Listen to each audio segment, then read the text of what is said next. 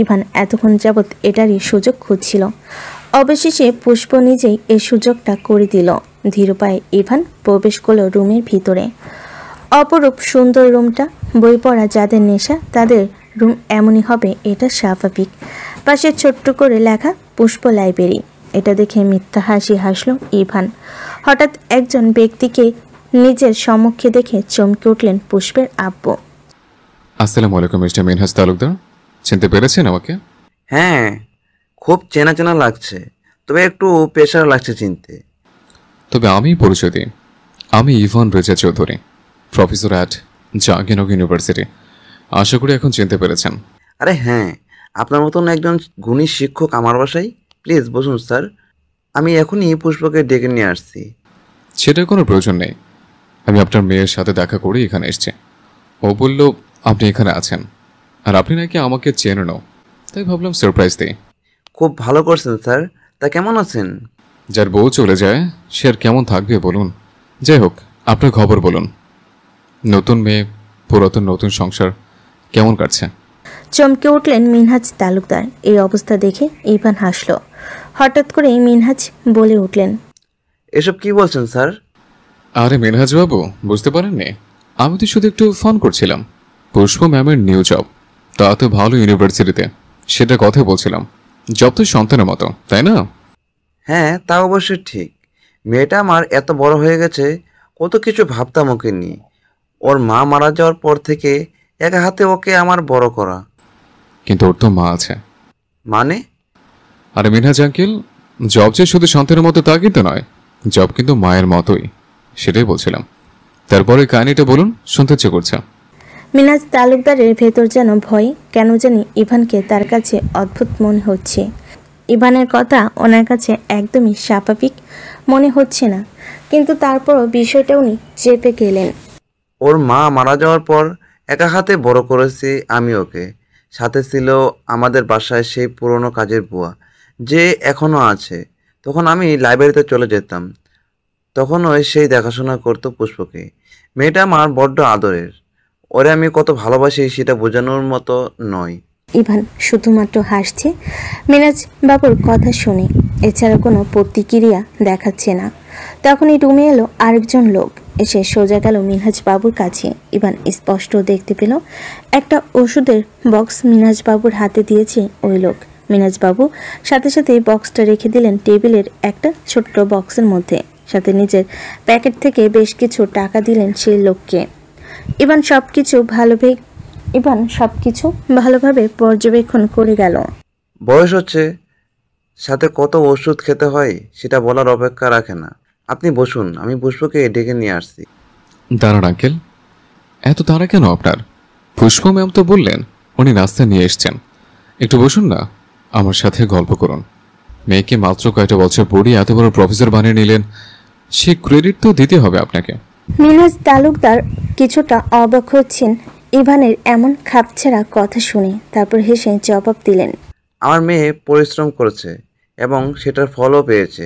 এখানে আমার কিছুই বলার নেই। কিছু মনে না করলে, আপনি যেহেতু আমাকে আঙ্কেল বলে ডেকেছেন, তাই আপনাকে কি তুমি করে বলতে পারি? সেটা তো অবশ্যই আঙ্কেল, আপনার থেকে বয়সে আমি যথেষ্ট ছোট, তাই তুমি করে বলাটা একদম পারফেক্ট। ওই তো পুষ্প ম্যাম চলে এসছে। আসুন মিস পুষ্প, আপনার জন্য আপনার আব্বু এতক্ষণ যাবত অপেক্ষা করছেন। ওনাকে চিনতে পেরেছো আব্বু? ইভান স্যার, আমাদের ভার্সিটির। হ্যাঁ, কিন্তু তুই এতক্ষণ কোথায় ছিলি? কিচেনে, ভাবলাম স্যার তোমার জন্য কিছু বানাই। বাসায় কি অন্য কেউ ছিল না যার কারণে তোকে যেতে হবে? মেয়েরা এমনই হয় আঙ্কেল, আপনি শুধুমাত্র ভাবছেন। তাছাড়া মেয়েরা রান্না করে যেতে একটু বেশি পছন্দ করে। ইভান একটু সময় আড্ডা দিয়ে বেরিয়ে পড়ল। ইভানকে নিয়ে মিনহাজ তালুকদার যে সন্দেহ করেছিলেন সেটা ইভান পরবর্তী সময়ে ভুলিয়ে দিয়েছে। এখন মিনহাজ বাবু ভাবছেন, শুধু শুধু ভাবছিলাম এসব নিয়ে, কিন্তু আমাকে এই বিষয়টা ভালোভাবে বাঁচতে দিবে না। এবার শুধু বাকি ভালো একটা ছেলে দেখে পুষ্পের বিয়ে দেওয়া। আব্বু কখন থেকে ডাকছি, তুমি কি আজকে যাবে না লাইব্রেরিতে? যাব, কিন্তু এইভাবে কোথায় যাবি? কোথাও কি যাবি এখন? গেছে, আমার আব্বুর মাথা পুরো পড়েই গেছে। কেন, তুমি কি জানো না প্রত্যেক শুক্রবার আমি তোমার সাথে লাইব্রেরিতে যাই? আজকেও যাবো আব্বু। এখন চলো তো, এমনিতেই অনেক দেরি হয়ে গেছে, তখন থেকে ডেকেছি তোমায়। তোর বিয়ের সময় পেরিয়ে যাচ্ছে, চিন্তা তো একটু হবেই। শুন, এবার কিন্তু আমি তোর জন্য পাত্র খুঁজতে আরম্ভ করব। আমারও আমারও তো ইচ্ছা হয় মেয়ের জামাই দেখতে। এবার তুই আর আমাকে দমাতে পারবি না বলে দিলাম। এখন আয়। তোমার যা ইচ্ছে করো আপু, কিন্তু আগে লাইব্রেরিতে চলো। রাত 12টা বেজে 10 মিনিট। বাসার সবাই মোটামুটি ঘুমাচ্ছে। জেগে আছে ঈশানী আর তীব্র। তীব্র কিছুক্ষণ আগে ফিরেছে অফিস থেকে, আর ঈশানী তিয়াসকে ঘুম পাড়াতে পারছে না। এই ছেলে কাঁদও না, কিন্তু সবার দিকে হা করে তাকিয়ে থাকে। বাসায় ফিরে ফ্রেশ হয়ে তীব্র খাবার খেলো, তারপর ব্যস্ত হয়ে পড়লো নিজের ছেলেকে ঘুম পাড়াতে।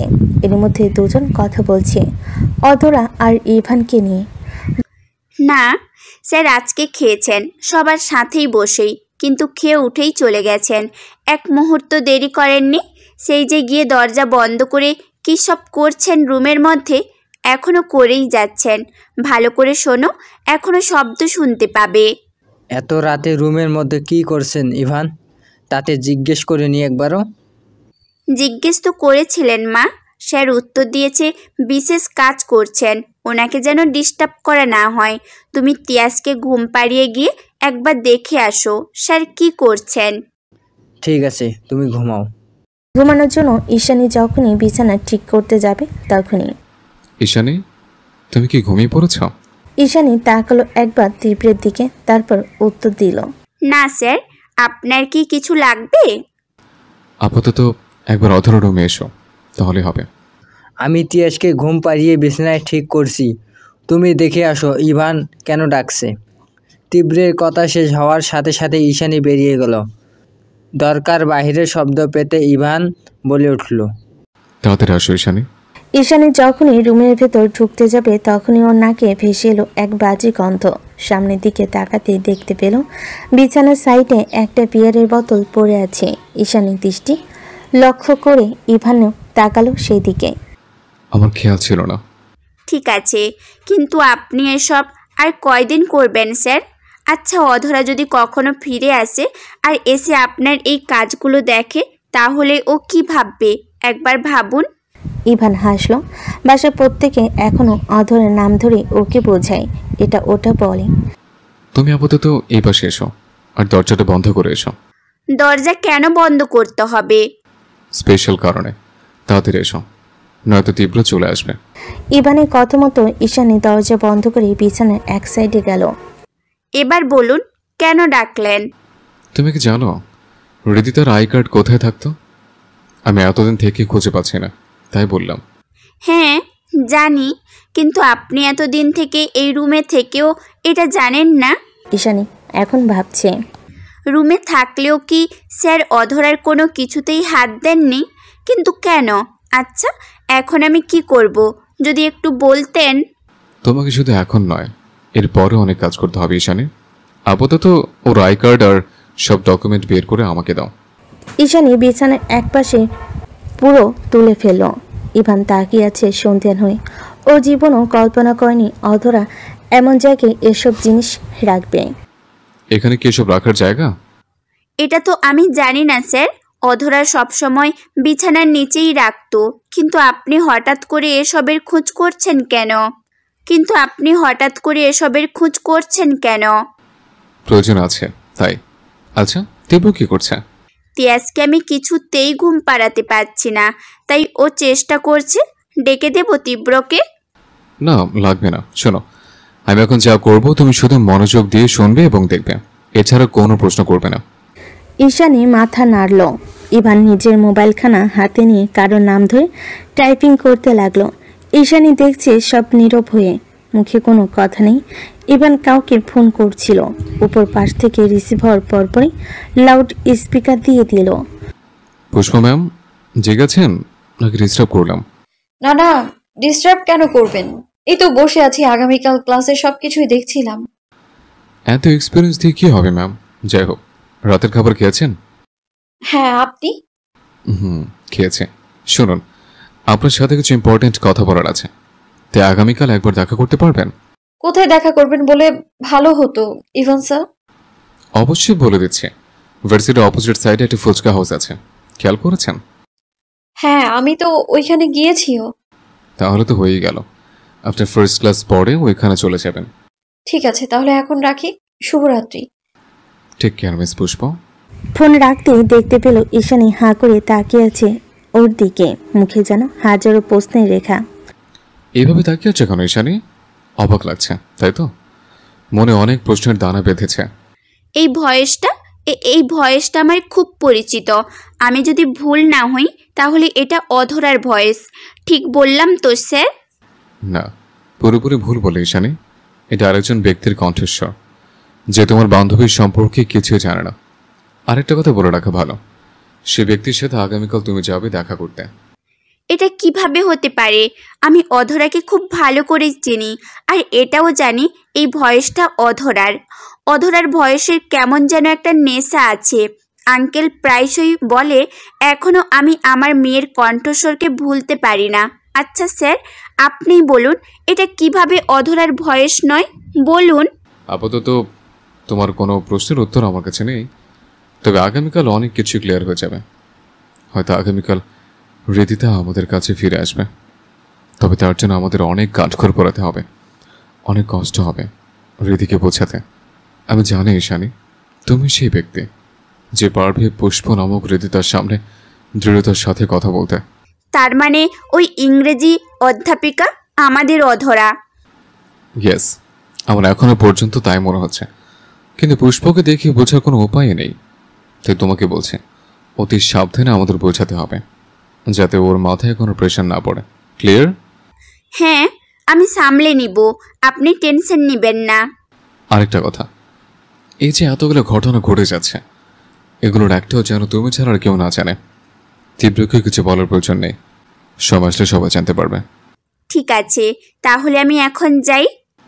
হ্যাঁ যাও, তবে তীব্রকে কিছু বুঝতে দিও না। একে স্যার, আপনি এখানে? আপনি এখনো জাননি?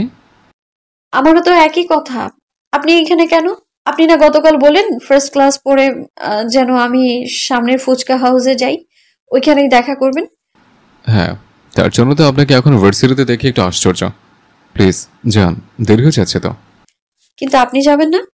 আপনার জন্য অলরেডি একজন অপেক্ষারত। আমার সামনে একটা কাজ আছে, সেটা কমপ্লিট করে আসছে, কিন্তু এখন জিজ্ঞেস করবেন না কে অপেক্ষা করছে। আপনি যান, গেলেই দেখতে পাবেন। ওকে, তাহলে আমি যাই, আপনিও তাড়াতাড়ি চলে আসেন।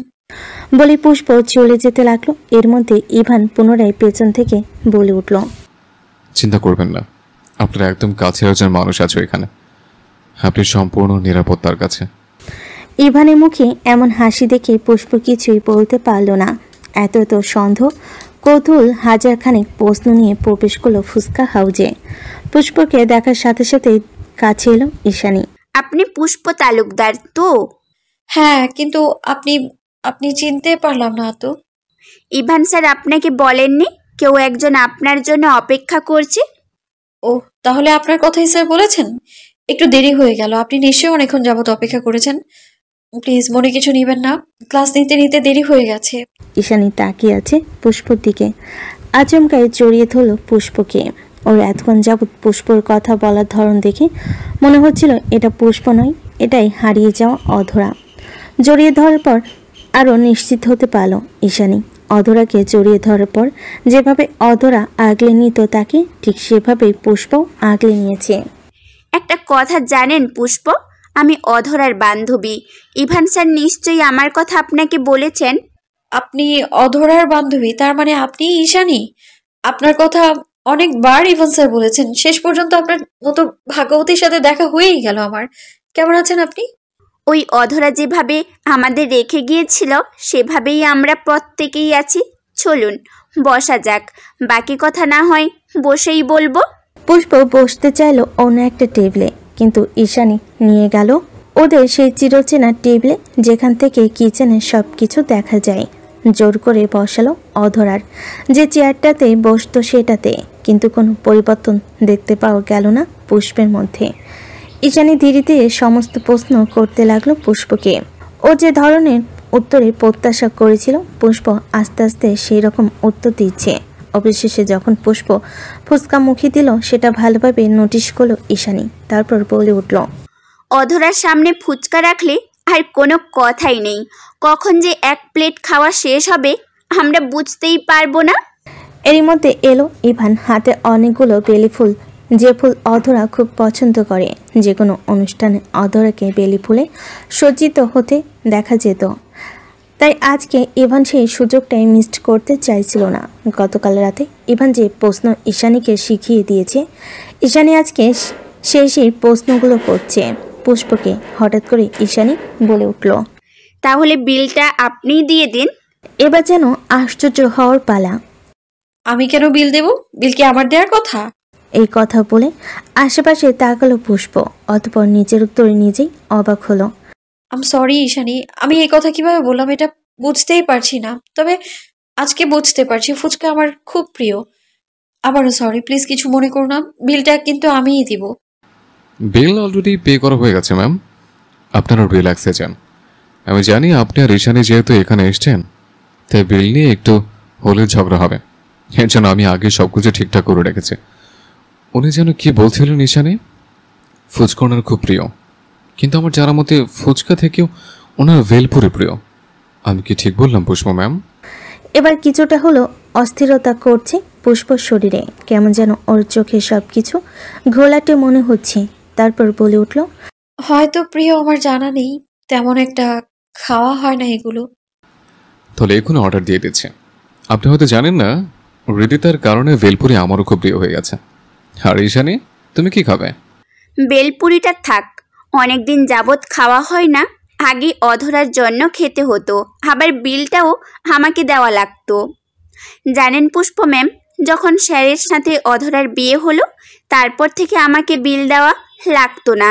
তখন আমার অনেক টাকা ব্যাংকে জমা হতো, কিন্তু বিয়ের আগ পর্যন্ত অধরা আমার টাকা নষ্ট করে গেছে। ও খেলো মনের আনন্দে আর খুব উৎসাহে আমার কাছ থেকে টাকা ঝাড়তো। বলে ঈশানী শুরু করলো অধরার ভেলপুরি খাওয়া নিয়ে গল্প। গল্পের এক পর্যায়ে যুক্ত হলো সেই রাতের ভেলপুরি খাওয়ার বায়না। ইভান একটু একটু করে সমস্ত কথা তুলে ধরছে পুষ্পর সামনে। ঈশান এবং ইভান ঈশানী এবং ইভান উভয়ই দেখতে পাচ্ছে পুষ্পের অস্থিরতা, কিন্তু তারপর কিছু বলল না। চুপিসারে সব দেখে গেল। পুষ্প এক পর্যায়ে বলেই ফেলল, আমার মাথায় প্রচন্ড পেইন হচ্ছে। ইভান আর কিছু বলার চেষ্টা করলো না, শুধুমাত্র বলে উঠল, ঈশানী, এখন যাওয়া প্রয়োজন তোমার। আমি পুষ্পকে ওর বাসায় পৌঁছে দিয়ে অন্য একটা জায়গায় যাব। কিন্তু স্যার, আমাদের তো ওরে নিয়ে মেডিকেলে যাওয়া প্রয়োজন। এমত অবস্থায় এইভাবে ছাড়লে তো হবে না, বলুন। তুমি নিশ্চিন্তে থাকো ঈশানী, আমি আগের ব্যবস্থা করে রেখেছি। ফিরে এসে তোমাকে সব বলবো। তিয়াজ বাসায় একা আছে, তাই তোমার আর দেরি করা ঠিক হবে না। তুমি যাও, বাকিটা আমি সামনে নেব। বলে ইভান পুষ্পকে ধরে নিয়ে গাড়িতে বসলো, অতপর নিজেই ড্রাইভ করতে শুরু করলো। এখন কি বেশি পেন হচ্ছে? পুষ্প কথা বলার মতো পরিস্থিতিতে নাই, তারপরও হাসি মুখে বলে উঠল, আমি ঠিক আছে, কিন্তু আমার এরকমটা কেন হলো সেটাই তো বুঝতে পারছি না। ঈশানীর কথা শুনে কেমন যেন মনে হচ্ছিল আমি তো অধরাকে আগে থেকে চিনতাম না। তাহলে আমার বারংবার কেন মনে হচ্ছিল এসব কিছু আমার চোখের সামনে ঘটছে? রিল্যাক্স ম্যাম, এত প্রেশার ক্রিয়েট করতে হবে না। যদি আপনার মনে এতই প্রশ্ন থাকে, তাহলে যেসব জায়গার কথা আপনি আজ পর্যন্ত জানতে পেরেছেন, সেই সব জায়গায় গিয়ে ঘুরে আসবেন। দেখবেন আপনার সামনে সব ক্লিয়ার। আপনার হোয়াটসঅ্যাপে ঈশানের নাম্বারটা টেক্সট করছে। যদি মনে হয় ওর সাথে এসব নিয়ে কথা বলার প্রয়োজন, তাহলে অবশ্যই নক করবেন। আর যদি মনে হয় ইভানের সাথে এই বিষয়টা নিয়ে ডিসকাস করার প্রয়োজন, তাহলে বলবো এই ইভান রেজা চৌধুরী সবসময় আপনার পাশে আছে। পুষ্প হাসলো। এর মধ্যে গাড়ি এসে থামলো নির্দিষ্ট গন্তব্যে। পুষ্প অনেকবার রিকোয়েস্ট করলো ইভানকে বাসার ভেতর যাওয়ার জন্য, কিন্তু ইভান কাজের অজুহাত দিয়ে দ্রুত চলে গেল। সন্ধ্যা 7টা থেকে ঈশানী অপেক্ষা করছে ইভানের জন্য। এই পর্যন্ত অনেকবার ফোন করেছে, কিন্তু ইভান একটাও ফোন তোলেনি। বাধ্য হয়ে ঈশানী ফোন করলো এশার কাছে। এসব সেম উত্তর দিল ইভান সেখানেও যায়নি। অতপর ঈশানী তীব্রকে ফোন দিয়ে জানতে চাইল ইভানের কথা। অবশেষে ইভানের খবর পাওয়া গেল। ইভান অফিসে গেছে প্রায় আধা ঘন্টা আগে। এখনো পর্যন্ত নিজের কেবিনে বসে আছে দরজা লক করে। তীব্র অনেকবার ডাকলো, ইভান এড়িয়ে গেছে, কিন্তু ঈশানীর ফোন পাওয়ার পর তীব্র যখনই সে বলল ওর সাথেই বেরিয়ে গেল। কিন্তু কোথায় গেছে সেটা কেউ জানে না। ঈশানী, কোথায় তুমি মা? রুমে আছি মা, তিয়াসকে ঘুম পাড়াচ্ছি। আপনার কি কিছু লাগবে? এত রাত হয়েছে, ইভান তো এখনো ফিরলো না। কোথায় আছে জানো তুমি? আপনি চিন্তা করবেন না মা, স্যার হয়তো কোনো কাজে ব্যস্ত আছেন, ওনার কাজ শেষ হলে চলে আসবেন। তাছাড়া আপনার ছেলেও এখনো বাসায় আসেনি, হয়তো ওনারা একসাথেই আছেন। তাহিরা হোসেনের মনে দুশ্চিন্তার ছাপ। ঈশানীকে জিজ্ঞেস করার পর ওনার মন মানেনি। এগিয়ে গেলেন তোফায়েল হোসেনের রুমের দিকে। মেহেরিমা বেগম বসে বসে অধরার ছবি দেখছেন। তখনই দেখতে পেলেন তাহিরা আসছে ওনার রুমে। এত রাত পর্যন্ত জেগে আছো? হ্যাঁ ভাবি, এখনো তীব্র ফিরেনি, আর তীব্রের সাথে নাকি ইভান আছে। এদের দুজনের এমন কর্মকাণ্ড কি শান্তিতে থাকতে দেয়? তুমি একবার ফোন দিয়ে দেখো তো। আমার সাথে ইভানের কথা হয়েছে, তীব্র অফিসেই আছে, আর ওর নাকি কোন কলিগের বাসায় কি একটা প্রোগ্রাম আছে, সেখানে গেছে ও। ফিরে আসবে কিছুক্ষণের মধ্যে, তুমি চিন্তা করো না। আসতে পারি ডক্টর? আরে মিস্টার চৌধুরী, আপনার জন্য অপেক্ষা করছি, প্লিজ চলুন। রিপোর্টে কি এসছে ডক্টর? আপনি আগে বসুন, আমি সব ডিটেলসে বুঝিয়ে বলছি। দেখুন, ম্যামের যখন অ্যাক্সিডেন্ট হয় তখনই ওনার মাথায় আঘাত লাগে। পরবর্তীতে ম্যাম যখন ছিটকে গিয়ে নদীতে পড়েন তখন হয়তো বড় একটা পাথরের সাথে জোরে মাথায় ধাক্কা খায়, আর তখনই উনি সেন্সলেস হয়ে যান। যেহেতু নদীতে প্রচুর স্রোত, তাই ওনাকে নদীর আশেপাশে পাওয়া যায়নি। তীব্র স্রোতের প্রেক্ষিতে ওনার খোঁজার পরে পাওয়া যায়নি, কিন্তু আপনি জানলে অবাক হবেন ম্যামের চিকিৎসা বাংলাদেশেই হয়েছে, তবে ডক্টর বাহিরের। এমনকি ম্যামের যখন জ্ঞান ফিরেছে তখন ম্যামের কোনো কিছুই মনে ছিল না, আর এই সুযোগটাই কেউ নিয়েছে। তখন ম্যামকে নতুন নাম দেওয়া হয়, নতুন পরিচয় দেওয়া হয়। কিন্তু আমি এটাই বুঝতে পারছি না সার্টিফিকেটগুলো কিভাবে অরিজিনাল হলো। সার্টিফিকেটের ক্ষেত্রে এমনটা ঘটেছে ডক্টর। প্রথমে ল্যাব থেকে সমস্ত ডকুমেন্ট চুরি করা হয়, তারপর অনেক টাকার বিনিময়ে সমস্ত সার্টিফিকেট নতুনভাবে তৈরি করা হয়, এবং সেটার প্রুফ আমার কাছে আছে। এবার সঠিক সময়ের অপেক্ষা। তবে আমি আপনার কাছ থেকে পুরোটা বিষয় ক্লিয়ার হতে চাইছি, প্লিজ বলুন। হ্যাঁ, অবশ্যই। মাথায় ঘোরতর আঘাতের ফলে স্মৃতি হারানোর অনেক স্থানে সাধারণত অ্যামনেসিয়া বলা হয়, যা মস্তিষ্কের আঘাতজনিত কারণে ঘটে। এটি সাধারণত ট্রমাটিক ব্রেন ইনজুরি এর একটি উপসর্গ হিসেবে দেখা দেয়। এই অবস্থায় মস্তিষ্কের নির্দিষ্ট অংশ যেমন হিপোক্যাপটাস বা টেম্পোরাল লোব ক্ষতিগ্রস্ত হতে ঘটে, যা স্মৃতি প্রক্রিয়াকরণ ও সংরক্ষণের জন্য দায়ী। অ্যামনেসিয়া দুই ধরনের হতে পারে। রেট্রোগ্রেড অ্যামনেসিয়া, আঘাতের পূর্বের ঘটনা বা স্মৃতি মনে করতে অক্ষমতা। অ্যান্ট্রোগ্রেড অ্যামনেসিয়া, আঘাতের পর নতুন তথ্য বা ঘটনা মনে রাখতে অক্ষমতা, যেখানে আমরা রিপোর্টে এবং বাস্তবে স্পষ্ট দেখতে পাচ্ছি আমরা ম্যামের রেট্রোগ্রেড অ্যামনেসিয়ার মানে আঘাতের পূর্বে সমস্ত স্মৃতি উনি হারিয়েছেন। মাথায় আঘাতের তীব্রতা নির্ণয়ের জন্য সিটি স্ক্যান বা এমআরআই করা হয়। গুরুতর ক্ষেত্রে অস্ত্রোপচার প্রয়োজন হতে পারে পুনর্বাসন। কমিউনিটিভ থেরাপিস্ট, স্পিচ থেরাপি বা অ্যাকুপেশনাল থেরাপি স্মৃতি ও মস্তিষ্কের কার্যকারিতা পুনরুদ্ধারে সাহায্য করে। কিন্তু ডক্টর, ওর তো চিকিৎসা বহুদিন যাবৎ চলছে, তারপরে কেন স্মৃতি ফিরছে না? যেহেতু ম্যামের সমস্যা ধারণা করা পরপরই চিকিৎসা করা হয়নি, উল্টো ওনার শরীরে যে সমস্ত ঔষধ আমরা পেয়েছি সেগুলো এর বিপরীত। ম্যামকে যে বা যারা প্রত্যেকদিন ওষুধ দিত, যার কারণে উনি ওনার সব অতীত মনে করতে পারছেন না। ওনাকে যেভাবে বোঝানো হয়েছে উনি সেভাবেই বুঝছেন। এমনকি ম্যামকে সম্পূর্ণ নতুন করে জীবন সাজিয়ে দেওয়া হয়েছে, সেটার প্রমাণ তো আপনার কাছেই আছে। আমি বুঝতে পারছি আপনার মনের অবস্থা, কিন্তু এতে আমার কিছুই করার নেই মিস্টার ইভান। প্লিজ ধৈর্য ধরুন। এতদিন ধৈর্যের সাথে অপেক্ষা করে এই সময়টাতে এসে যদি আপনি তাড়াহুড়ো করেন তাহলে হিতে বিপরীত হয়ে যেতে পারে। ম্যামের আজকের যে রিপোর্টগুলো সেগুলো আগের চাইতে 100% ভালো। ম্যামের ব্রেন আগের থেকে যথেষ্ট সার্ভ হয়েছে। আমি যদি ভুল না হই তাহলে খুব শিগগিরই ম্যামের সবকিছু মনে পড়বে, হয়তো 1 সপ্তাহে অথবা আজকে নয়তো আগামীকাল। ততদিন পর্যন্ত প্লিজ একটু কষ্ট করে অপেক্ষা করুন। আপনারা যদি এখন ম্যামকে প্রেশার দেন তাহলে দেখা যাবে ওনার মাথায় মারাত্মক সমস্যা হয়ে যেতে পারে। অতিরিক্ত টেনশন থেকে স্ট্রোকের ঝুঁকি আছে, আশা করি আপনি বুঝতে পারছেন। এরকম কিছু হবে না ডক্টর। আমি আমার অর্ধাঙ্গিনীর জন্য পুরোটা জীবন অপেক্ষা করতে প্রস্তুত। শুধু এটুকু চাই, ও সুস্থ স্বাভাবিকভাবে ফিরে আসুক। আমিও চাই আপনাদের পরিবারের সমস্ত সুখ ফিরে আসুক। তোফায়েল স্যারকে আমি পার্সোনাল ভাবেই চিনি। আমি জানি এই 3 বছরে স্যার কতটুকু ভেঙে পড়েছেন। আরেকটা কথা বলতে ভুলে গেছে, পাপাকে এসব বিষয়ে কিছু বলবেন না প্লিজ। সেটা আমার মাথায় আছে মিস্টার চৌধুরী। আপনার প্রথম দিনের বারণ আমার ব্রেনে সেট হয়ে গেছে। তাহলে এখন আমি আসি, সবাই হয়তো অপেক্ষা করছে। হ্যাঁ, তবে আমাকে প্রত্যেকটা খবর ইনফর্ম করবেন। কলিং বেলের আওয়াজ শোনার সাথে সাথে দৌড়ে গেল ঈশানী। ভেবেছিল তীব্র এসেছে, কিন্তু গেট খুলে পুরো অবাক। আজকে এত তাড়াতাড়ি ইভান কিভাবে বাসে এলো? প্রত্যেকটা দিন তো দেরি করেই ফিরে। ঈশানী এমন আহমকের মতো তাকানো দেখে ইভান নিজেই বলে উঠল। ইভান রুমে যেতে যেতে বলল, কি হলো ঈশানী, ভেতরে যেতে দাও, এইভাবে দাঁড়িয়ে আছো কেন? আপনি এত তাড়াতাড়ি কিভাবে এলেন স্যার? খুব তাড়াতাড়ি চলে এসছি কি? না মানে যদি সময়ের আগে চলে আসি তাহলে যাই, আরও কিছুক্ষণ বাইরে থেকে তারপর আসি। ঈশানী, তোমার মাথায় নিশ্চয়ই কোনো সমস্যা হয়েছে। তবে সমস্যা নেই, আমার কাছে ভালো ডক্টর আছে। তোমাকে নিয়ে আগামীকালকে যাব। এখন রাত বাজে 11:06। তীব্র 10টার আগেই বাসে ফিরে, সেটা নিশ্চয়ই জানো। আর ইভান সন্ধ্যার আগেই বাসে ফিরে। এখন থেকে তাড়াতাড়ি ফিরতে হবে।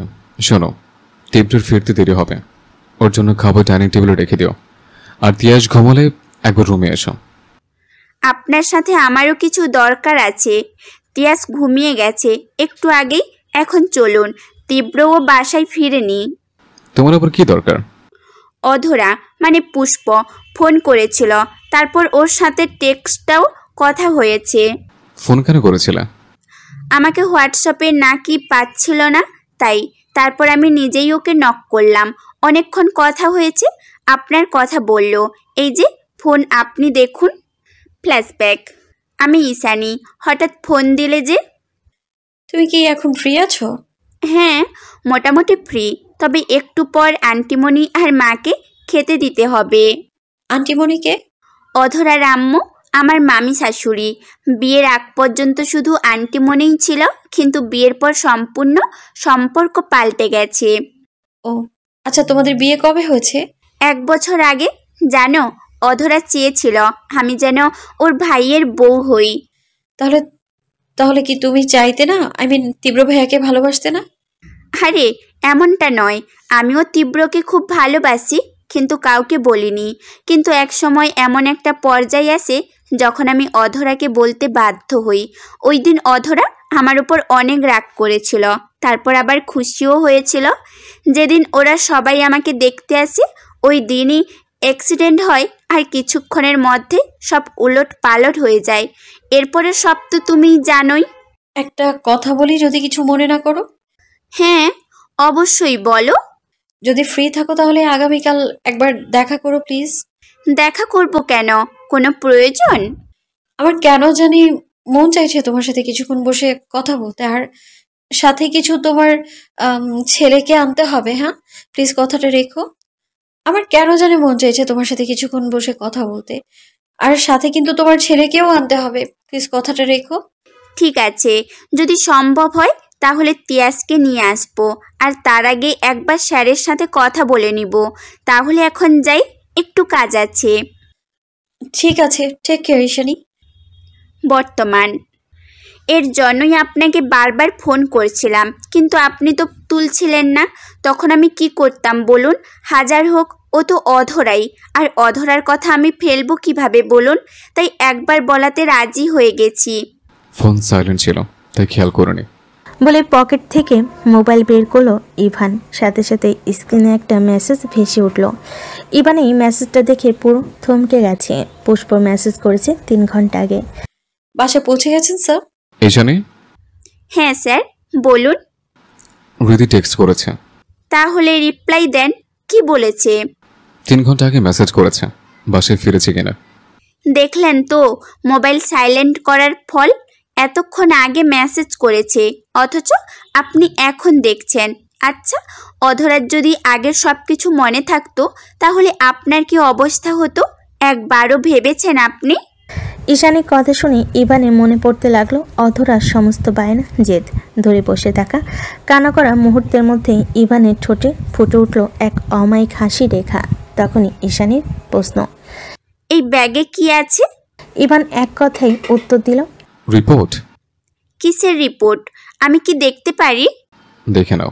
ঈশানী রিপোর্টগুলো দেখতে লাগলো। প্রথমে ওর চোখ পড়ল নাম, যেখানে অধরা নাম ঝলমল করছে। পরবর্তী সম্পূর্ণ রিপোর্ট দেখলো, তারপর ইভানকে জিজ্ঞেস করলো, অনেক কিছুই বুঝতে পারছি না স্যার, যদি বুঝিয়ে বলতেন। আরেকটা কথা, আপনি কিভাবে এটা পসিবল করলেন? অধরা তো যাওয়ার কথা নয় ডাক্তার দেখাবে বা কোনো ধরনের পরীক্ষা করাতে, তাহলে এটা কিভাবে সম্ভব হলো? তুমি বোধহয় ভুলে যাচ্ছ ঈশানী, তুমি কিংবা হৃদি সবার আগে আমার ছাত্রী।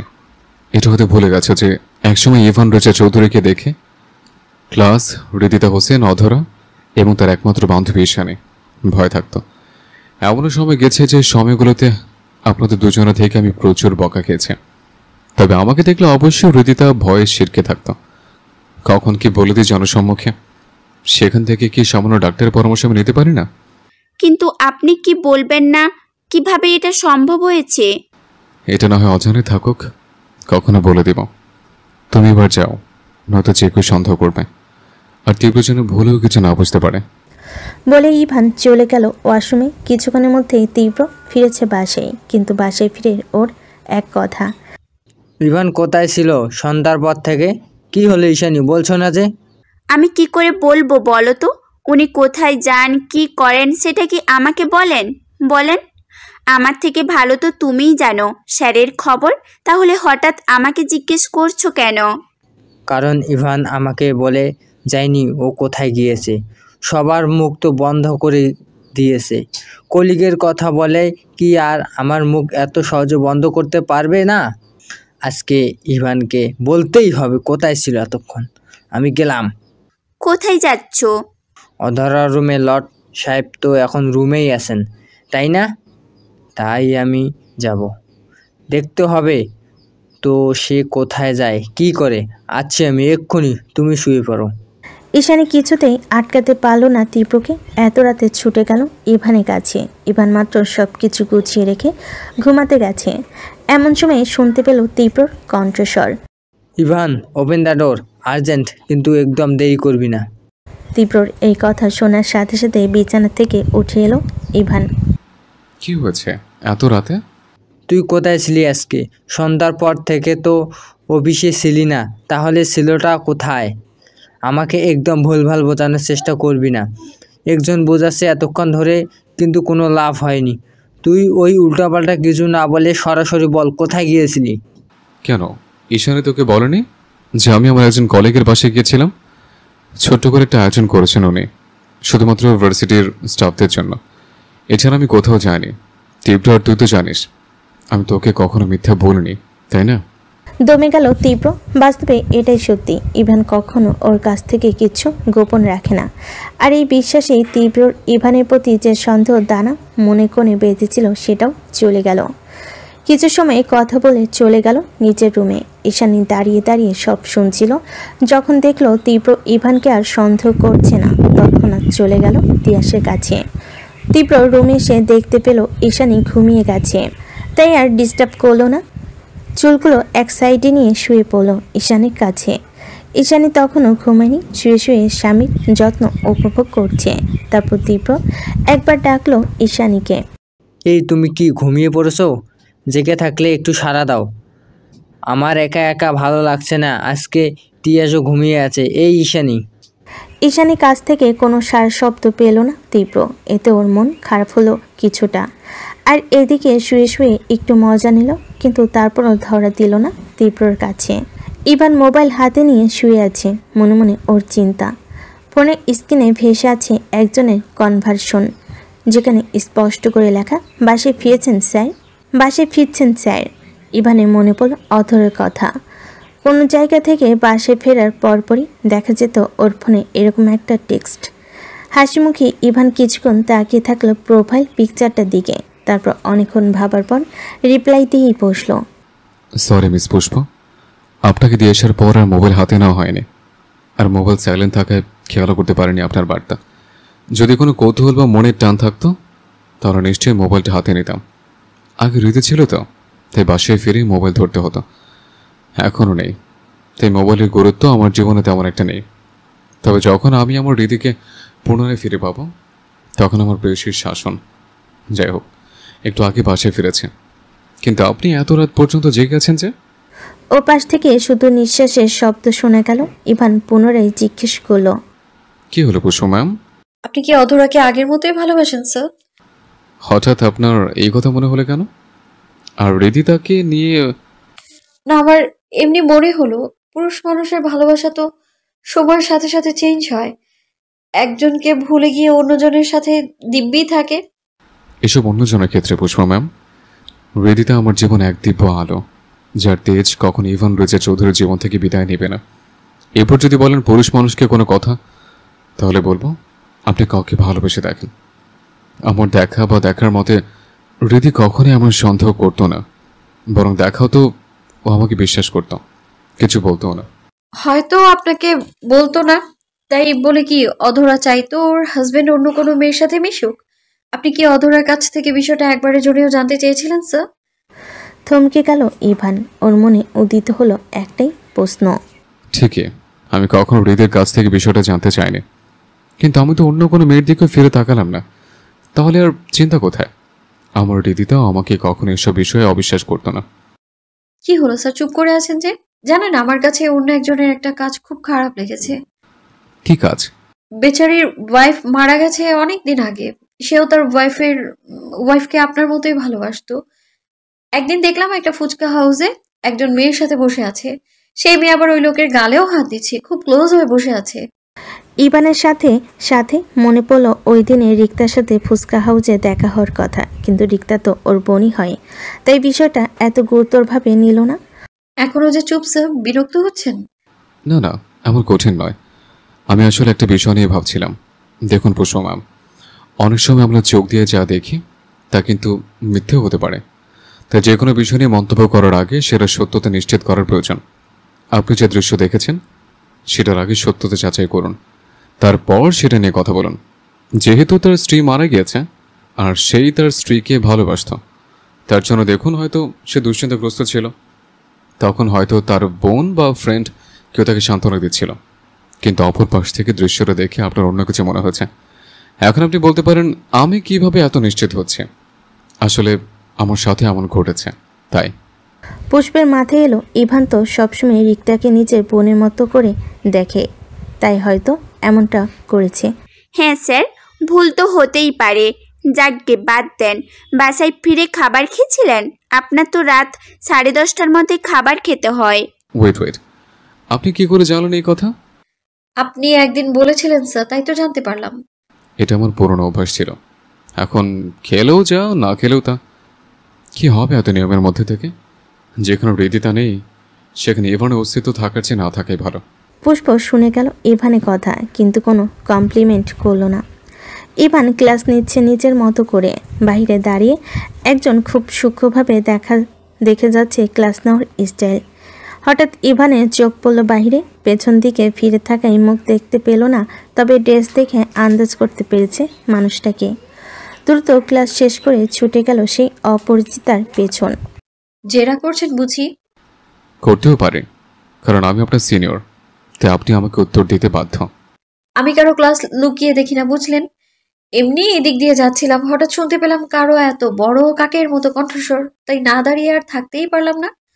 তবে আর যাই হোক, ক্লাস থেকে অনেক কিছুই শিখেছি আমি।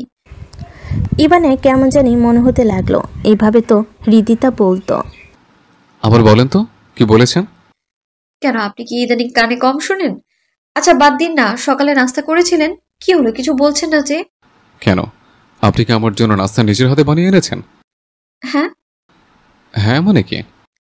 হ্যাঁ মানে হচ্ছে, আমি আপনার জন্য নিজ হাতে নাস্তা বানিয়ে এনেছি। আপনাকে কি আমি বলেছিলাম আমার জন্য এসব করতে?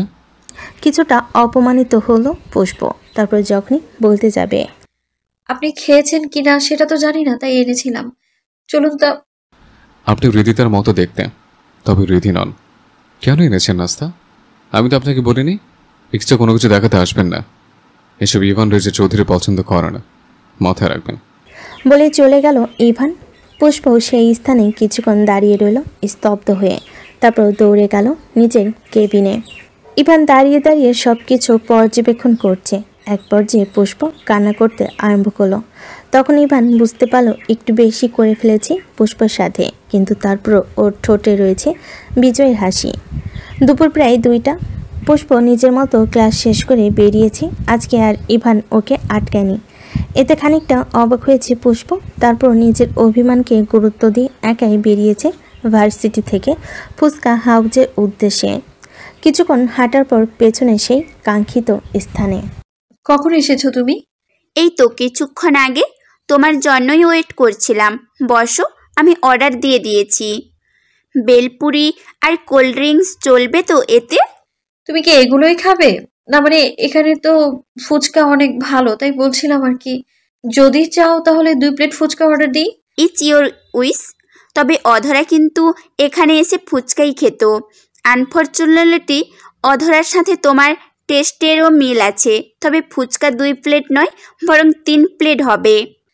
3 প্লেট কেন? ইভান স্যার আসছেন, তাই 3 প্লেট হবে। কিন্তু তুমি যদি স্যারের সাথে শেয়ার করে খেতে চাও তাহলে আমার কিছু বলার নেই। জানো, আগে অধরাকেও নিয়ে স্যার যখন আসতেন তখন কিন্তু 2 প্লেট ফুচকা অর্ডার দিতেন। 1 প্লেট আমি আর 1 প্লেট অধরা আর স্যার। তুমি যেহেতু স্যারের কলিগ, তাই তুমিও কিন্তু এই অফারটা লোভে নিতে পারো। ঈশানী, আজকে তো তোমার ছেলেকে নিয়ে আসার কথা ছিল, সে কোথায়? আনোনি তাকে? যাক, এতক্ষণে তোমার তিয়াসের কথা মনে পড়ল। তিয়াস এসেছে, তবে ও এখন সামনে যে একটা লাইভ বেরিয়েছে না, সেখানে গেছে। চলে আসবে কিছুক্ষণের মধ্যেই। একা গেল কি করে? তুমি কি সত্যি সত্যি বোকা হয়ে গেলে পুষ্প? এত ছোট্ট একটা বাচ্চা একা কিভাবে যাবে, যার বয়স এখনো 1 বছরই হয়নি? ইভান স্যার নিয়ে গেছেন তিয়াসকে। ও, তার মানে স্যার আমার আগে ইউনিভার্সিটি থেকে বেরিয়ে গেছে। এটা থেকে তো পুনরায় প্রমাণিত হয় অধরা এখনো স্যারের জীবনের সমস্তটুকু জুড়ে আছে। আমি শুধুই টেনশন করছিলাম। কি হলো পুষ্প, হঠাৎ কোথায় হারিয়ে গেলে? বলে ঈশানী পুষ্পকে ধাক্কা দিতে লাগলো। পুষ্প যেন একটা ঘুরের মধ্যে চলে গেছে। ঈশানীটাকে ও ধ্যান ভাঙলো। আচ্ছা ঈশানী, তোমায় একটা প্রশ্ন করি। ইভান স্যার তো তোমার ননদের হাজবেন্ড, তাহলে তুমি স্যারকে স্যার বলে ডাকো কেন? এই প্রশ্নটা করারই কথা ছিল ওনাদের বিয়ের পর দুলাভাই বলে ডাকবো, কিন্তু আমার বান্ধবী তো বিয়ে করবে না বলে লুকিয়ে আছে বহু দূরে, তাই স্যার বলেই ডাকতে হয়। আশা করছি খুব তাড়াতাড়ি অধর আমাদের মধ্যে ফিরে আসবে। তারপর ধুমধাম করে স্যার আর অধরার বিয়ে হবে। এখন তো নতুন সম্পর্ক। একদিকে যেমন স্যার আমার দুলাভাই, আরেকদিকে আমি স্যারের ভাবি। 2 দিক থেকেই এবার টাকা তুলবো আর একবার বড়লোক হয়ে যাব। তবে তার জন্য প্রচুর খাটতে হবে, কারণ অধরা পরিমাণের বেশি খরচ করে না। এতক্ষণে ফুচকা, ভেলপুরি আর কোল্ড ড্রিঙ্কস এসে পৌঁছালো ওদের কাছে। এরই মাঝে ফিরে এলো ইভান তিয়াসকে নিয়ে। পুষ্প ইভানকে দেখার সাথে সাথে মুখ ফিরিয়ে নিল। ইভান বুঝতে পারল ওর পেপসির প্রচণ্ড অভিমান হয়েছে। মনে মনে একটু তৃপ্তি হাসি হাসলো। তারপর এগিয়ে গেল সামনের দিকে। ঈশানী, তিয়াসকে নাও। আমার কাছে দিন। ঈশানী, আমি নেই ওকে, যদি কিছু মনে না করো। তোমার জন্যই তো তিয়াসকে নিয়ে আসা, আর তুমি কোলে না নিয়েই নিবেটাকে শুনি। ইভানের কাছ থেকে এক প্রকার জোর করে তিয়াসকে ছিনিয়ে নিল পুষ্প। কোলে নিয়ে নিজের মতো করে আদর করতে লাগলো। এমন সময় ইভান বলে উঠল, মিস পুষ্প তালুকদার মীরা, আমাকে বসার জায়গা দেন, তারপর আপনার যা ইচ্ছে তাই করুন। পুষ্প কিছু না বলে কিছুটা সরে গেল। তারপর ইভান বসলো সেই পুরনো স্থানে, আর পুষ্প অধরার স্থানে। ঈশানী খেয়াল করলো পুষ্প ওর ব্যাগ থেকে কিছু একটা বাইর করছে, স্বর্ণের একটা কোমর বন্ধনী, আর যে নিজের হাতে নিল। তারপর যখনই পরিয়ে দিতে যাবে তিয়াসকে, তখনই ঈশানী, এসব কি পুষ্প? দেখে তো মনে হচ্ছে স্বর্ণের। এগুলো তুমি তিয়াসকে কেন দিচ্ছ? আমার যদি একটা ভাইপো থাকতো তাহলে তো তাকে দিতাম। রিহান তো আমার ভাইপোর মতোই, তাই না? সেই হিসেবে আমি ওকে তো এইটুকু দিতেই পারি। না পুষ্প, আর আপনি এখনই যে নামও ডাকলেন সে নামও ডাকবেন না, কারণ রিহান নামে শুধুমাত্র হৃদিতা ডাকবেন। হৃদি নামের সাথে মিল রেখে এই নাম রাখা হয়েছে। আশা করছি আপনি বুঝতে পেরেছেন। আমি একটা কথা বলি প্লিজ স্যার, আপনি কি মনে নেবেন না?